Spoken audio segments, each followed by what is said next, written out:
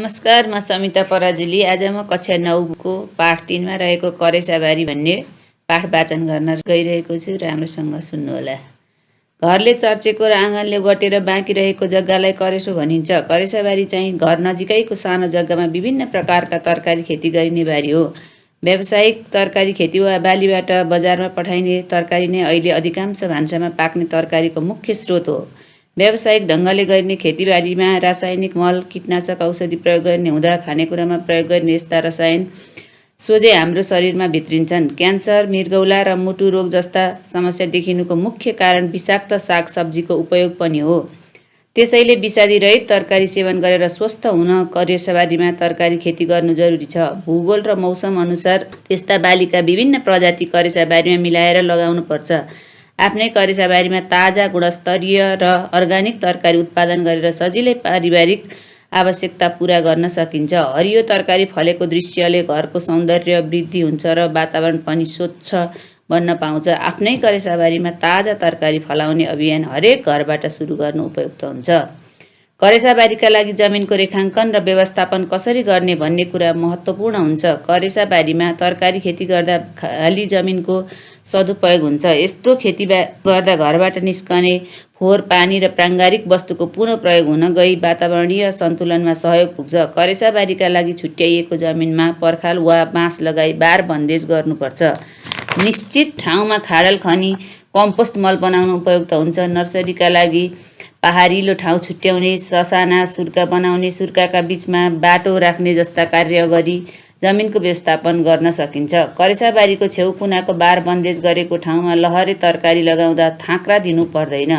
त्यस्ता तरकारीहरू करेसाबारी बारमा पनि लहराउने सम्भावना रहन्छ। यस अन्तर्गत वर्षामा फर्सी, लौका, घिरौला, करेला, बोडी आदि र हिउँदमा सिमी, केराउ आदि लगाएर मौसम अनुकूल फाइदा लिन सकिन्छ। सुर्काका आलीमा जरे तरकारी लगाउने, बीचका सुर्कामा मौसम अनुसारका उपयुक्त तरकारी लगाउने गर्नाले थोरै जमिनको धेरै उपयोग हुन जान्छ। करेसाबारीमा थोरै जग्गाबाट धेरै उत्पादन लिन प्रभावकारी रूपमा जमिनको व्यवस्थापन गर्नु आवश्यक हुन्छ। यसका लागि मुख्य बालीसँगै सहायक बाली उत्पादन गर्न सकिन्छ। एउटा मुख्य बाली भएको ठाउँमै तरकारी बाली रोपेर गरिने खेतीलाई घुसुवा बाली भनिन्छ।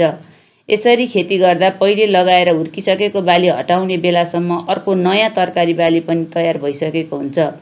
एकै जातको वा फरक जातको भए पनि यदि एकै पटक उत्पादन हुने तरकारी छ भने त्यसलाई समय अघिपछि पारेर लगाउँदा नियमित रूपमा तरकारी उत्पादन हुने गर्छ। यसो गरियो भने कहिले खाएरै नसकिने धेरै तरकारी उत्पादन हुने र कहिले करेसाबारीमा तरकारी नै नहुने अवस्था रहँदैन।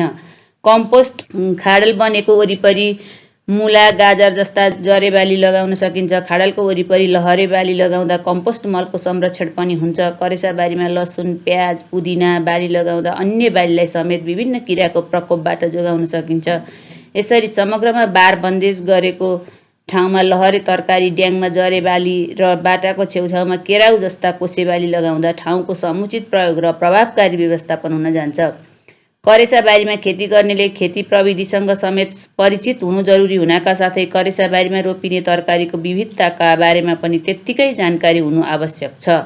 जमिनको तयारी गर्दा जमिनलाई राम्ररी खनजोत गरी माटो खुकुलो र बुरबुराउँदो पार्नुपर्छ। सम्भव भएसम्म जङ्गलको माथिल्लो तहको माटो प्रयोग गरी माटामा प्राङ्गारिक पदार्थको मात्रा बढाउन सकिन्छ। चिम्ट्याइलो माटो छ भने त्यसमा प्रशस्त रूपमा प्राङ्गारिक मलको मात्रा मिसाउनुपर्छ। खनजोत गर्ने क्रममा उक्त ठाउँमा रहेका बालीका अवशेषलाई माटा मुनि पुरिदिँदा पछि सडेर बिरुवाका लागि खाद्य तत्त्व बन्न जान्छ।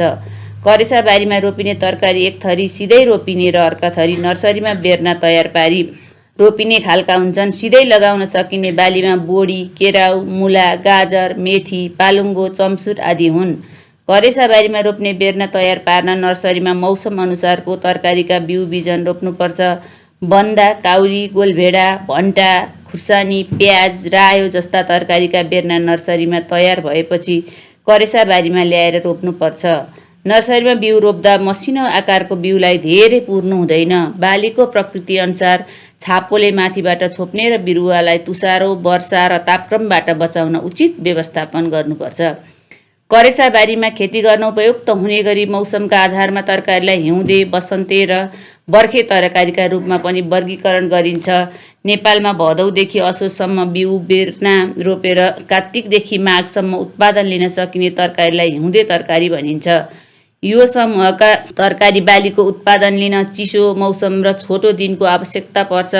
पुसदेखि फागुनसम्म बिउ र बेर्ना रोपेर फागुनदेखि जेठसम्म उत्पादन लिन सकिने तरकारीलाई वसन्ते तरकारी भनिन्छ। वैशाखदेखि असारसम्म बिउ बेर्ना रोपी असारदेखि भाद्रसम्म उत्पादन लिन सकिने तरकारीलाई बर्खे तरकारी भनिन्छ। यो समूहका तरकारीका लामो समयको वर्षा सहने गुण हुन्छ। यसो हुँदाहुँदै पनि हिजो आज बेमौसमी खेतीका कारण जुनसुकै मौसममा जुनसुकै तरकारीको खेती गर्ने चलन पनि चलेकै छ। करेसा बारीमा तरकारी खेती गर्दा मल, खाद प्रयोग, सिँचाइ र गोडमेलमा विशेष ध्यान दिनुपर्छ। माटाको उत्पादकत्व र लगाइने बालीको प्रकृति अनुसार मलको प्रयोग गर्नुपर्छ। पात टिपेर खाने तरकारी रायो, स्विताड, पालुङ्गो, बन्दा, ब्रोकाउली आदिलाई नाइट्रोजनको बढी आवश्यकता पर्छ। त्यसै गरी फल खाने बालीहरू फर्सी, काँक्रो, खुर्सानी, टमाटर, भन्टा, खरबुजा आदिलाई फस्फोरसको बढी आवश्यकता पर्छ। कोसे तरकारीहरू बोडी, सिमी, केराउ, भटमास, बकुल्ला आदिलाई नाइट्रोजनको बढी आवश्यकता पर्छ। जरेबालीहरू मुला, गाजर, सलगम, आलु, लसुन, प्याज आदिलाई पोटासको आवश्यकता पर्छ। यसरी करेसाबारीमा तरकारीको प्रकृति अनुसार मलखादको जोहो गर्नुपर्छ। तरकारी हरियो हुने र तिनमा पानीको मात्रा बढी हुनाले पानी बिना ती ओइलाउने र सुक्ने स्थिति आउँछ। त्यसै हुनाले बढी मात्रामा सिँचाइको आवश्यकता पर्छ। सामान्यतया बिउ उम्रने बेला, बेर्ना सारेका बेला मलखादको प्रयोग लगत्तै गोडमेल पश्चात डुको आउने, फुल्ने र दाना लाग्ने बेलामा बिरुवालाई पानी नभई हुँदैन। बेर्ना सारेपछि कम्तीमा 1 हप्तामा नियमित रूपमा सिँचाइको व्यवस्था हुनु जरुरी हुन्छ। करेसा बारीमा नियमित रूपमा गोडमेल गर्नुपर्छ। यसो गर्नाले लगाएको बाली फस्टाउनुका साथै झारपात उखेल्दा माटो खुकुलो पनि हुन्छ। करेसा बारीमा राम्रो व्यवस्थापनका लागि बाली हेरफेर र मल्चिङमा पनि ध्यान दिनु वाञ्छनीय मानिन्छ। फरक मौसमका उही बारीमा विभिन्न प्रकारका बाली उब्जाउ गर्ने अभ्यासलाई बाली हेरफेर भनिन्छ। तरकारीको हरिया पात, फलफुल, जरा र कन्दमुललाई प्रयोग गर्न सकिन्छ। यस्ता तरकारीलाई मौसममा फरक पारेर लगाउनु राम्रो हुन्छ। कुनै मौसममा मुला लगाएको बारीमा अर्को मौसममा फर्सी या साग लगाउनु र साग लगाएको बारीमा मुला वा गाजर आलोपालो गरी लगाउनु उपयुक्त हुन्छ। यसरी फरक पार्दा माटोको गुणस्तर घट्ने खतरा रहँदैन। सधैँ उही मौसममा उही बाली लगाइरहँदा माटाको गुणस्तर घट्न सक्छ। मल्चिङ भनेको माटाको चिसो उम्कन नदिनका लागि बिरुवाको वरिपरि घाँस वा अन्य वस्तुले ढाक्ने काम हो। यसका लागि स्थानीय तहमा पाइने धोस्नु, पात, पतिङ्गर आदिले बिरुवाको फेद वरिपरि छोप्नुपर्छ। करेसाबारीमा खेती गर्दा बाली संरक्षणमा सजग र सतर्क हुनुपर्छ। करेसाबारीमा आवश्यकता अनुसार वानस्पतिक विषादीको प्रयोग गर्नु उपयुक्त हुन्छ। तिता, टर्रा वा कडा गन्ध आउने आदि विभिन्न किसिमका वनस्पतिलाई मलमूत्रमा कुहाएर बनाइने वानस्पतिक विषादीको प्रयोगबाट करेसाबारी संरक्षण गर्न सकिन्छ। आफ्नो ठाउँमा पाइने तितेपाती, निम, सिस्नु, मेवा, असुरो, धतुरो, बकैनो, खिर्रो, बोझो, टिमुर, खुर्सानी, सिमली आदिबाट यस्तो विषादी बनाउन सकिन्छ। यी वस्तुका पात तथा मुन्टा जम्मा गरेर ससाना टुक्रा गरेर काट्नुपर्छ। त्यसलाई ड्रममा 2/3 हुने गरी भर्नुपर्छ।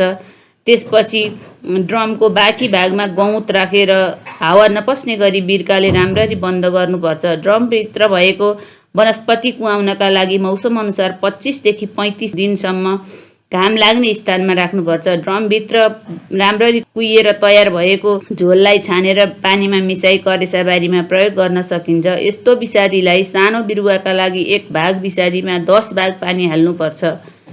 ठुलो बिरुवाका लागि 1 भाग विषादीमा 6 भाग पानी मिसाएर छर्न सकिन्छ। यस्तो विषादी वर्षा मौसममा 2 दिन र हिउँद मौसममा 4 दिनको फरकमा प्रयोग गर्नु उपयुक्त हुन्छ।